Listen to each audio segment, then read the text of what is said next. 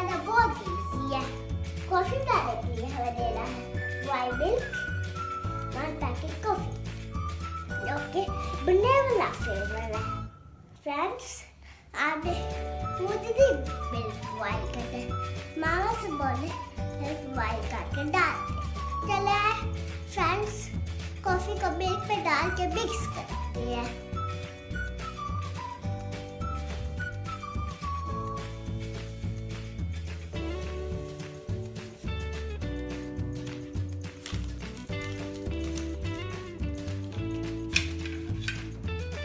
Friends, अब अच्छी तरह मिक्स करते हैं।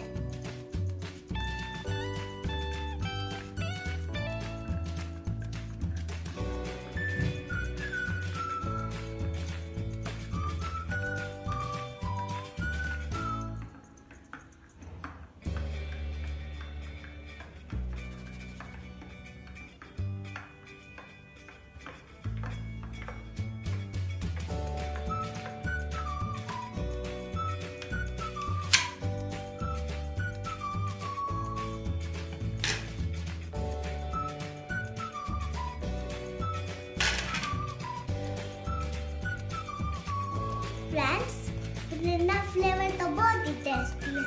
आप भी ट्राई में ट्राई, बहुत मजा आए।